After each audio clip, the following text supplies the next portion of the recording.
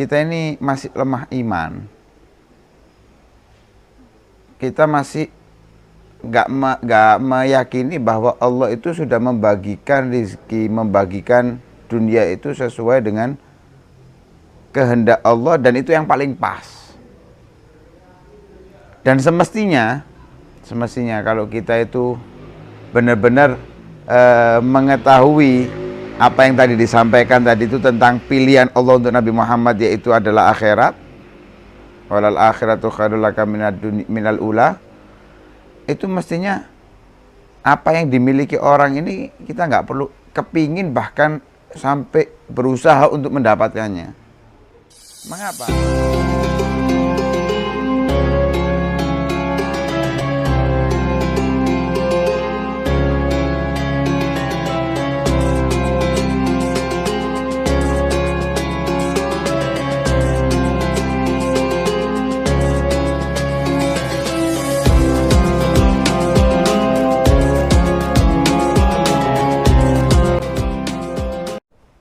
Assalamualaikum warahmatullahi wabarakatuh. Waalaikumsalam warahmatullahi wabarakatuh. Bismillah, alhamdulillah, wassalatu wassalamu ala rasulillah Sayyidina wa maulana Muhammad bin Abdullah wa ala alihi wa sahbihi wa man walah wa la hawla wa la quwata illa billah.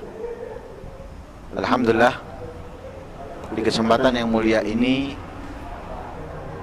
mari kita bersyukur kehadirat Allah subhanahu wa ta'ala, karena senantiasa dan selalu memberikan kenikmatan-kenikmatannya kepada kita, sehingga kita dapat menjalankan kehidupan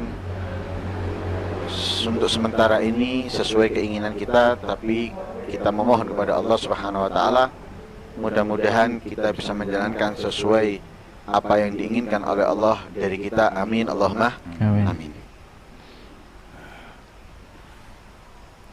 Ada dunia, ada akhirat. Keduanya tentunya tidak sama. Yang satu, Allah subhanahu wa ta'ala perintahkan kita untuk tidak mencintainya, untuk tidak mengejarnya. Yang satu, Allah perintahkan kita untuk mengejarnya. Dunia diciptakan oleh Allah subhanahu wa ta'ala, akhirat juga ciptaan Allah.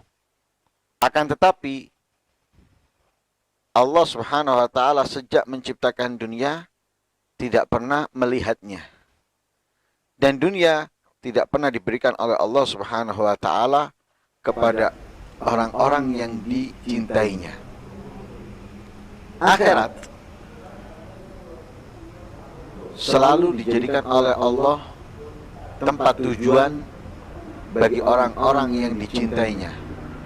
Sebagaimana Allah subhanahu wa ta'ala berfirman kepada Nabi Muhammad sallallahu alaihi wasallam, walal akhiratu khairun laka minal ula.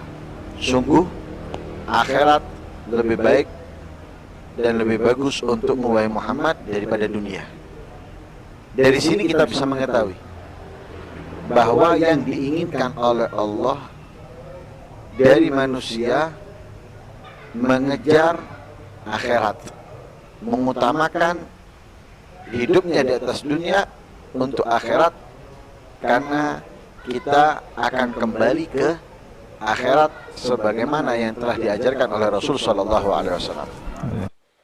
Karena itu janganlah kita dalam hidup di atas dunia yang sekali ini ambisi untuk memperindah kehidupan dunia kita, untuk memperkaya kehidupan dunia kita, atau menikmati kehidupan dunia kita. Sehingga Imam Abdullah bin Alwi al-Haddad, beliau menggambarkan orang yang ambisi dunia dengan segala kenikmatannya, dengan segala kebahagiaannya, itu adalah orang yang hatinya buta. Wala yahris 'alaiha siwa a'mal basira adimil aql law kan ya'qil kana afkar. Tidaklah orang yang ambisi untuk mengejar dunia dengan segala yang ada di dalamnya, kecuali ia adalah orang yang mata hatinya buta dan orang yang tidak waras. Sehingga beliau menekankan tafakkar fi fanaha fi kasrat anaha, wa fi qillat ghinaha. Beliau mengatakan, coba pikirkan, renungi bahwa dunia ini nggak abadi, fana. Kemudian waktu yang singkat kita mendapatkannya susah payah, yang membuat badan kita hancur lebur, capek, tapi waktunya hanya sesaat kita menikmatinya. Dengan itu, mau tidak mau, kalau kita berakal, sehat, waras, kita akan lebih mengutamakan akhirat daripada dunia, dan itu dengan itu mudah-mudahan Allah Subhanahu wa taala memudahkan kita untuk meraih kemuliaan di akhirat, menyadarkan kepada kita akan pentingnya akhirat daripada dunia. Amin Allahumma amin. Nah, sementara ini kenyataannya yang bisa dilihat dari kita sendiri pun, dunia adalah segalanya. Ibarat kita mengejar dunia itu, hasilnya itu bakal besar, yang Menjanjikan. ya menjanjikan gitu, Ustaz. Tapi akhirat kita masih mungkin tidak ada bayangan akan di mana akhirat kita gitu. Ya, memang sesuatu yang gaib, Ya. yang tidak nampak, yang tidak terlihat, itu untuk mengejarnya, untuk mendapatkannya butuh seseorang yang memiliki keimanan. Tentunya bukan hanya sekedar keimanan, tapi memiliki keimanan yang kuat. Baru dia bisa melihat yang gaib itu seperti nyata.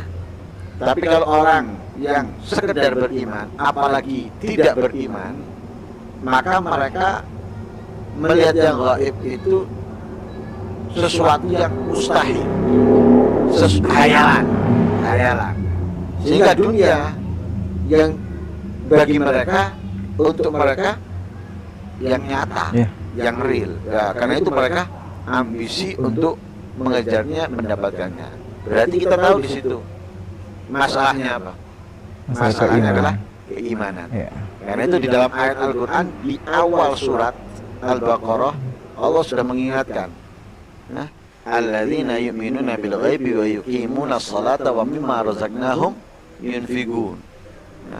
Bahwa dalam ayat Al-Quran yang isinya itu semuanya hal yang benar, yang pasti terjadi, tidak diragukan, sebagai petunjuk untuk orang-orang yang bertakwa. Di awal Allah sudah menegaskan alladzina yu'minuna bil. Siapa orang-orang yang bertakwa? Dan siapa orang-orang yang mempercayai bahwa Al-Quran itu benar, sesuatu yang disampaikan di dalamnya?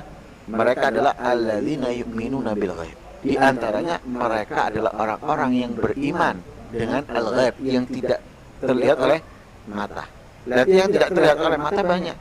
Di antaranya adalah akhirah, balasan di akhirat. Nah, dengan itu kita sudah mengetahui kan bahwa penyakit yang ada pada kita, obatnya adalah keimanan.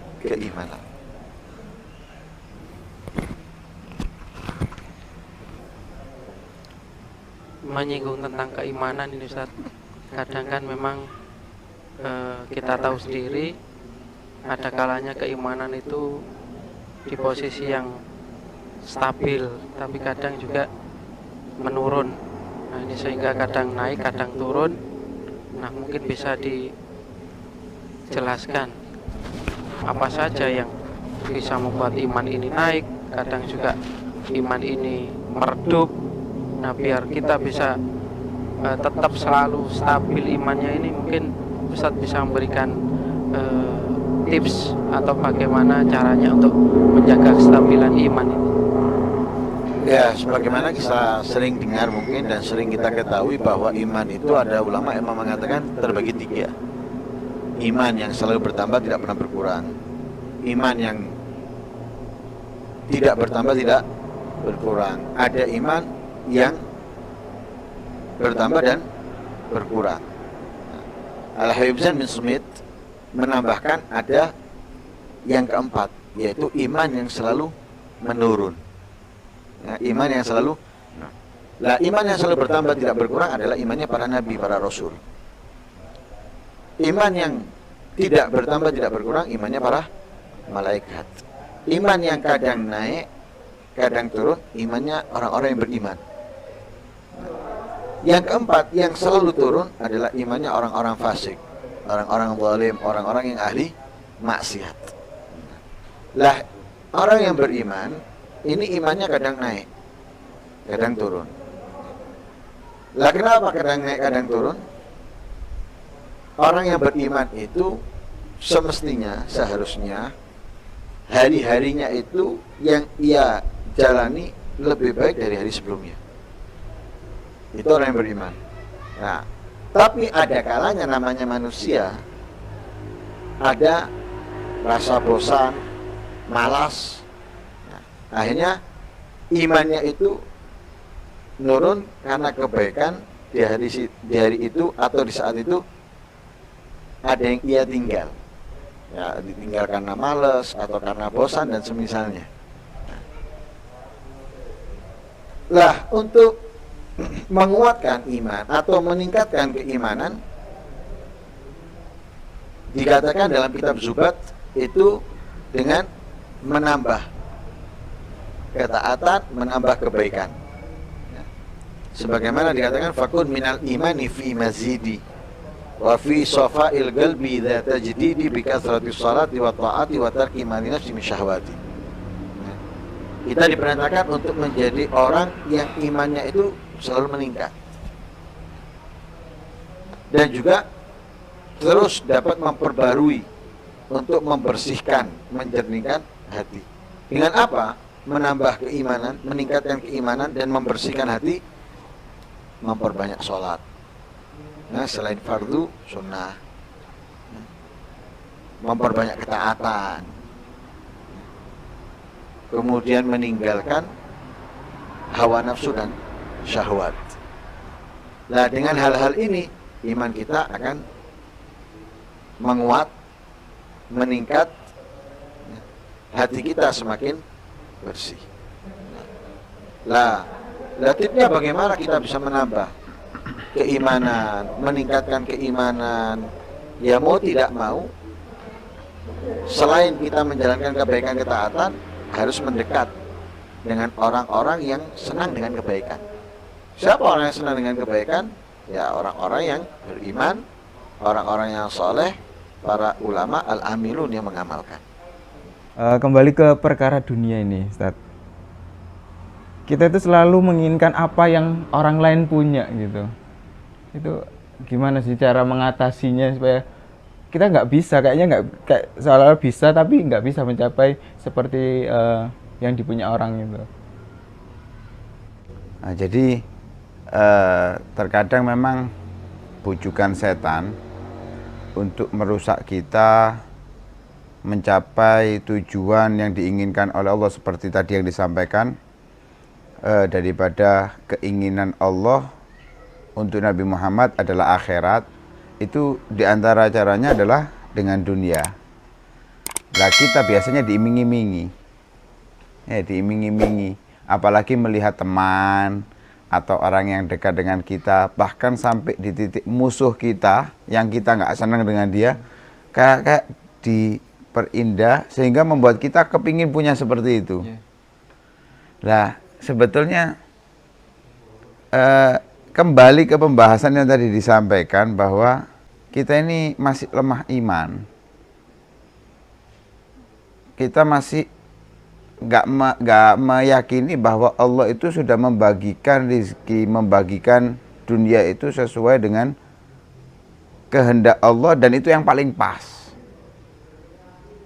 Dan semestinya kalau kita itu benar-benar mengetahui apa yang tadi disampaikan tadi itu tentang pilihan Allah untuk Nabi Muhammad, yaitu adalah akhirat, walal akhiratu khairul laka minal ula, itu mestinya apa yang dimiliki orang ini kita nggak perlu kepingin, bahkan sampai berusaha untuk mendapatkannya.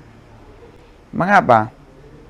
Karena dalam satu hadis Nabi SAW mengatakan, lau kanatid dunya indallahi tazinu indallahi, dalam riwayat yang lain ta'dilu indallahi janaha ba'udatin masaqa minha kafiran syarbatama. Kalau dunia itu, dunia seisinya, bukan hanya yang dimiliki orang, dunia seisinya itu kalau di sisi Allah bernilai dengan satu sayap nyamuk, itu nggak akan diberikan kepada orang kafir satu teguk air. Lah nyatanya kan yang ada orang kafir ini malah lebih kaya daripada muslimin. Bahkan nominasi orang kaya di dunia ini 1 sampai 10 nggak ada yang muslim, semuanya kafir. Artinya berarti nggak bernilai di sisi Allah. Lah kalau kita beriman, mendengarkan betul apa yang diinginkan oleh Allah untuk Nabi Muhammad, kekasihnya, orang yang paling dicintainya, ya kita melihat dunia ini melihat hal yang rendah. Sehingga orang punya ini nggak ada apa-apa, ya seperti biasa. Nggak ada rasa kepingin, rasa ini, rasa itu. Karena itu intinya pertama kita harus mengetahui apa pilihan Allah untuk hamba yang paling dicintainya. Disitulah akan terhindar dari kita keinginan-keinginan yang model-model atau aneh-aneh daripada dunia. Cuma memang terkadang kita ini harus menutup diri dari dunia luar, Ustaz.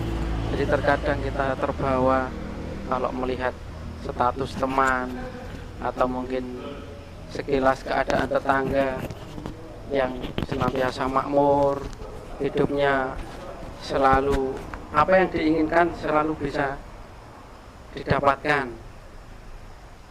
sehingga kita pun menginginkan hal yang sama seperti itu. Pengen ini bisa, pengen pergi ke sana bisa, pengen sesuatu misalnya ingin yang lebih baik, yang lebih mutakhir istilahnya, ingin selalu bisa diraih apa yang mereka inginkan. Nah, apa kita untuk meredam merasa ingin seperti itu harus tidak usah menyaksikan mereka, harus berdiam diri mungkin di rumah, atau tidak usah menghiraukan orang lain, atau bagaimana? Sebenarnya hal seperti itu sudah diajarkan oleh Allah dalam ayat Al-Quran. Allah dalam ayat Al-Quran sudah menegaskan, wala tamuddanna aynaika ila ma mata'na bihi azwajan minhum zaratal hayatid dunya linaftinahum fihi wa rizqu rabbika khairun wa abqa. Kita dilarang oleh Allah untuk terlalu memerhatikan dengan pandangan kita ini kepada sesuatu hal-hal duniawi. Kita tengok bangunan orang, kemudian kita bayangkan kalau kita punya, atau motornya orang, mobilnya orang, handphonenya orang, dan lain sebagainya. Itu dilarang oleh Allah. Kenapa? Karena itu semuanya hanya kebahagiaan mereka dalam kehidupan dunianya, tapi itu menjadi fitnah buat mereka. Masa kita mau kita menganggap itu adalah sesuatu yang istimewa, padahal itu adalah bencana buat mereka. Ya, kita kan nggak tahu kalau itu bencana buat mereka. Sedangkan Allah sudah memberitahukan kepada kita kalau itu adalah bencana buat mereka. Nah, sebagaimana dalam ayat yang lain Allah sudah menegaskan, amwalukum wa auladukum fitnah. Harta dan anak itu bakal menjadi fitnah. Nah, karena banyak orang yang lalai, terbuai dengan dunianya sehingga lupa dari Allah. Sehingga Allah juga mengatakan, la tulhikum tijaratun wala bai'un an dzikrillah. Nah, itu kan sudah peringatan dari Allah Subhanahu wa taala, sehingga kita nggak perlulah menengok orang-orang yang dengan adanya sesuatu yang new, yang baru, mereka ingin memilikinya atau mereka memilikinya. Ada ini baru mereka punya, ada bangunan yang baru mereka buat. Nah, itu nggak perlu kita risaukan, nggak perlu kita lihat terlalu jauh. Ya sekedar kita tahu, oh bangun segitu tuh. Oh APA. Kita perhatikan kehidupan kita aja. Dalam arti kehidupan kita yang perlu kita perhatikan ini, kita bisa makan, kita bisa tidur, kita bisa melakukan ini, besok selesai. Itu hal yang luar biasa, ya. Hal yang luar biasa. terkadang kita ini nggak menganggap yang ada pada kita ini kenikmatan yang wah. Kita anggap yang dimiliki orang daripada dunia itu yang wah. Nah, itu yang masalah. Makanya Allah sudah peringatkan dalam ayat Al-Quran, wala tamuddanna aynaika. Nah, kalau usah ditengok-tengok sudah. Nah, yang dimiliki oleh mereka karena itu adalah bisa bencana buat mereka. Dan Allah menegaskan wa rizqu rabbika khairun, rezeki dari Allah Tuhanmu itu lebih baik dan lebih abadi. Juga mungkin terkadang kita melihat dia loh nggak banyak ketaatannya, nggak banyak kebaikannya, kok kayak rezekinya tambah lancar, kok tambah enak. Sedangkan saya yang mungkin aktif masjid, aktif majelis, kok seret-seret aja gitu ya. Kita terkadang terbawa suasana seperti itu. Sebetulnya seperti tadi yang disampaikan dalam ayat itu latamudana, yang paling perlu digarisbawahi linaftinahum fi, untuk menjadi fitnah bagi mereka. Karena itu dalam ayat yang lain, sanastadrijuhum min haitsu la ya'lamun, mereka itu akan kami juju, kasih terus dikasih sampai sekiranya mereka nggak sadar. Min haitsu la ya'lamun wa umli lahum, tambah dikasih. Inna kaidi matiin. Ini yang paling penting. Inna kaidi matiin. Tipu dayaku ini sangat jitu. Kalau sudah waktunya, idza akhadathu lam yuflithu. Wis gak mungkin. Dalam hadisnya itu? Innallaha la yumli lidzalim hatta Allah itu masih nunda-nunda untuk orang-orang yang zalim sampai ketika sudah waktunya tiba, sudah nggak akan lolos, pasti kena. Lah buat apa? Kalau sudah kita tahu, oh ini orang yang ahli maksiat, secara zahir ya kita tetap kita harus husnudzon kepada dia. Kok rezekinya lancar, nggak usah risau. Ya mungkin dia ini dijuju oleh Allah, mungkin dijuju. Hanya untuk mengobati kita saja, tapi kita tetap harus husnudzon. Mungkin dia di luar itu punya kebaikan-kebaikan yang lain nggak kita ketahui. Cuman secara zahir kita mengatakan untuk kebaikan kita, mungkin dia dijuju. Jadi buat apa saya kepingin seperti itu? Sudah selesai. Cukup dengan rezeki yang sudah kita dapatkan. Seperti tadi yang disampaikan, kita nggak merasa kalau kita ini mendapatkan rezeki yang sangat besar. Justru ketika kita nggak punya apa-apa, kita punya bagian besar di akhirat padahal. Kenapa? Sering kan disampaikan bahwa orang-orang fakir itu mendahului orang-orang kaya masuk surga setengah hari, 500 tahun perjalanan. Nah ini kan bagian yang lebih besar daripada yang diberikan oleh Allah di dunia. Kenikmatan yang sesaat. Nah, karena itu nggak perlu kita merisaukan apa yang dimiliki orang lain. Kita sendiri pun nggak perlu mengejar-ngejar untuk menikmati hal yang sama. Kenapa? Ini bagaikan ujian. Kalau saya kejar, ini fitnah. Sudah tahu fitnah kok dikejar, teman, kan lucu. Bisa kalau digambarkan gitu, panas yang terik. Ada orang minum sesuatu yang segar tapi di dalamnya ada racun. Orang itu nggak tahu kalau itu racun, diminum sama dia. Masa kita sudah mengetahui dari firman-Nya Allah, dari hadisnya Nabi, kemudian kita menginginkan yang sama? Berarti apa? Kita tahu orang itu habis minum seger, dia bakal sakit, mati. Sedangkan kita tahu, tapi kita tetap kepingin mengejarnya, ingin memilikinya. Berarti apa? Ingin mati sama dengan orang itu berarti. Mestinya apa? Nggak mau kita. Mendingan minum air biasa, nggak seger, nggak apa-apa. Yang penting aku selamat. Nah, mungkin itu yang bisa jadi gambaran buat kita.